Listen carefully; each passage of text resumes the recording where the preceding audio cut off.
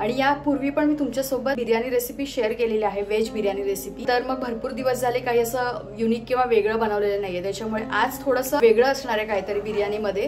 So ती बिर्याणी कशी असणार आहे ते तुमच्यासोबत मी आज शेअर करते। आणि कोणतंही आपण टेस्टी जेवण बनवलं ना तर ते जास्त बनवायचं, कारण आता लास्ट टाइम आपण दाबेली बनवली, ती दाबेली त्यावेळेला म्हणजे चांगली लागलीच, पण त्याच्या दुसऱ्या दिवशीची त्याची टेस्ट उभरून आली ना, ओय होय क्या ही बताओ दोस्तों। मतलब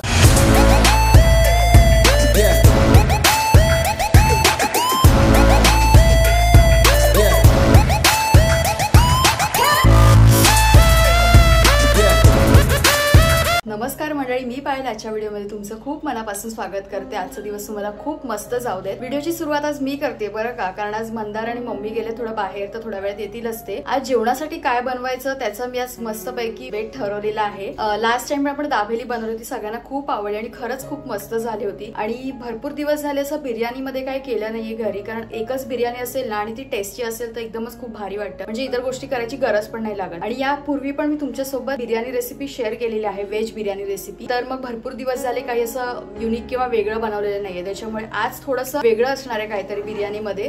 सो ती बिर्याणी कशी असणार आहे ते तुमच्यासोबत मी आज शेअर करते। चला तर बघूया, सगळं प्रिपरेशन करून ठेवलंय आणि आता मग ब्लॉगला सुरुवात करते। सगळ्या गोष्टी आहेत आणि थोडीशी खट्टी मिट्टी टाईप एकदम डिफरंट बनणार आहे बिर्याणी। चला मग सुरुवात करूया। आता बिर्याणीला ज्या ज्या गोष्टी लागणार आहेत त्या सगळ्या इथे घेतल्या आहेत बघा। तर पहिले आपण सुरुवात करूया तांदळापासून। इकडे बासमती तांदूळ आहेत या पद्धतीचे, तर आपण हे वापरात आणणार आहोत, हे यूज करणार आहोत। तर ते मी तुम्हाला सांगतेच किती घ्यायचे कसे काय ते। तो घेतला आहे भातासाठी, भात आपल्याला शिजवायचा त्यासाठी। त्याच्यानंतर खडे मसाले माझ्याकडे फक्त दालचिनी, तेजपत्ता आणि काळी मिरी एवढंच अवेलेबल होतं, त्याच्यामुळे मी हेच घेते। वेलची पण आपण एखाद दुसरी घेतली तर घेऊच आपण याच्यामध्ये। लवंग पण इम्पॉर्टंट असते, तुमच्याकडे जे जे अवेलेबल असतील खडे मसाले तुम्ही घेऊ शकता। त्याच्यानंतर पनीर घेतलेला आहे, इकडे एक 100 ग्रॅम पनीर, फ्रेश पनीर घेतलेलं आहे, पीसेस करून घेतले असं चौकोनी टाईप मध्ये पीसेस करून घेतलेले आहेत। त्याच्यानंतर खलबत्त्यामध्ये मी घेतलंय अद्रक आणि लसूण आपण चेचून घेणार आहोत, पेस्ट घेतली तरी चालेल। त्याच्यानंतर कांदे 2 मोठे इकडे असे उभ्या साईज मध्ये कट करून घेतलेले आहेत या प्रकारे, आणि कांदा खूप लागणार आहे आपल्याला। त्याच्यानंतर कोथिंबीर घेतली आहे आणि इकडे घेतला आहे फ्लॉवर,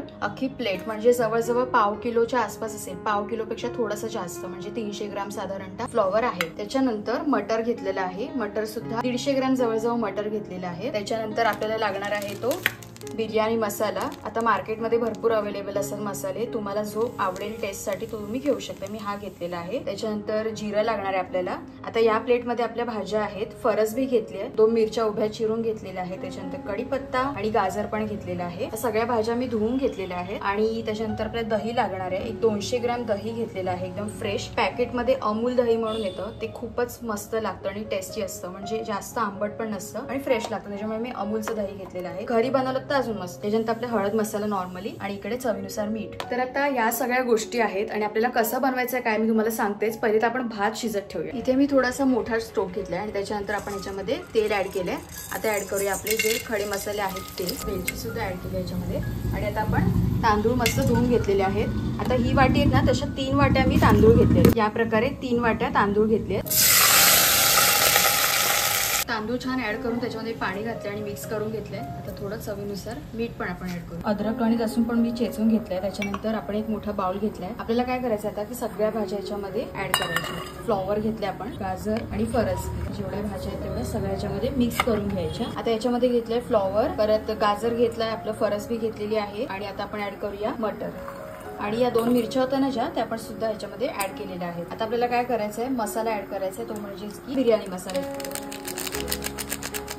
जेवढा जास्त ऍड करू तेवढा चालेल। आणि नंतर पण आपल्याला लागणार आहे चवीनुसार मीठ। आता हे संपूर्ण 200 ग्रॅम दही याच्यामध्ये ऍड करते मी, थोडंसं आपण वाटल्यास ठेवून देऊया साईडला, तसं लागेल तसं घेऊ। आणि या सगळ्या गोष्टी मिक्स करायच्यात आपल्याला व्यवस्थित। दह्यामध्ये भाज्या एकदम व्यवस्थित मिक्स करून झाल्यात। आता याच्यामध्ये आपल्याला हळद ऍड करायची चवीनुसार, लाल तिखट मसाला 2 चमचे ऍड करते, 2 ते 2.5 चमचा, आणि पुन्हा आपण मिक्स करून घेऊया। मस्तपैकी सगळ्या भाज्या दह्यामध्ये मिक्स केल्या, त्याच्यामध्ये आपण मसाले टाकले जे जे टाकायचे। आता आपण 15 ते 20 मिनिटं झाकण ठेवून बंद करून ठेवूया। बिर्याणी आणि पुलाव म्हटलं की कसं एकदम सुका होतं। आजची जी आपली जी बिर्याणी आहे ना ती म्हणजे पूर्ण ओलसर असणार आहे। बिर्याणीमध्ये जेव्हा ग्रेव्ही असेल ना तेव्हा बिर्याणी किंवा पुलाव खायला मजा येते। युनिक आहे भाई, छान तयारी केली मस्त। त्याच्यामध्ये दही, पनीर, कांदा, आपण पनीर फ्राय करून घेऊया पाहिजे। भाऊची कढई खूप दिवस झाले आपण युजच नव्हती केली। भाऊची कढई म्हणजे भाऊसाठी स्पेशली आणली होती। सो तेल घेतलं आपण आणि पनीर पहिले फ्राय करून घेऊया।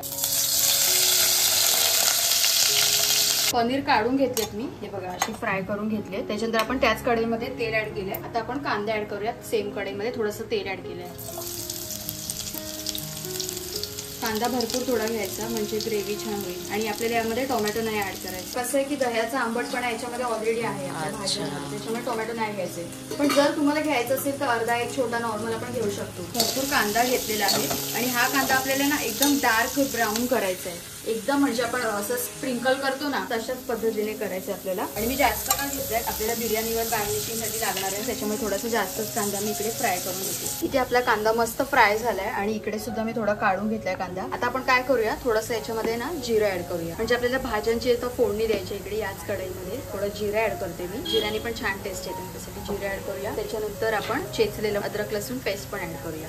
अद्रक लसूण कुटलेलं याच्यामध्ये ऍड करून एकदा मिक्स करून 2 ते 3 मिनिटं परतून घेऊया वगैरे चांगलं. जिरं ऍड केलं कांद्यामध्ये आणि अद्रक लसूणचे आपण कुटलेलं जे चेचलं होतं ना ते ऍड केलं याच्यामध्ये. छान मिक्स करून घेऊया. 2 मिनिटं झालेत. आता आपल्याला काय करायचंय, कढीपत्ता आहे तो असा चुरून टाकायचा याच्यामध्ये. जास्त शिजवायचं नाही कारण ऑलरेडी आपला कांदा शिजलेला आहे. आपल्या सगळ्या भाज्या आहेत ना ज्या मॅरिनेट केलेल्या त्या सगळ्या याच्यामध्ये आपण ऍड करूया. एकदा मिक्स करून घेऊया भाज्या मस्त. बघा किती छान कलर आलाय ना. जेवढं जास्त आपण ठेवू ना मॅरिनेट करायला, अर्धा ते 1 तास तरी पण चांगलं आहे. आता जवळजवळ याला अर्धा तास झाला मी ठेवलंय. आणि मोस्टली भाज्यांचं प्रमाण जास्तच घ्यायचं आणि तेवढं दह्याचं सुद्धा. त्याची बिर्याणी मी पहिल्यांदाच करते, म्हणजे असं भाज्यांमध्ये दही वगैरे सगळं मॅरिनेट करून, कारण त्याला पण एकदम वेगळीच टेस्ट येते ना. असं आपण ग्रेव्हीवाल्या बिर्याणी खूप हॉटेल्समध्ये खातो, त्या पण मस्त वाटतं.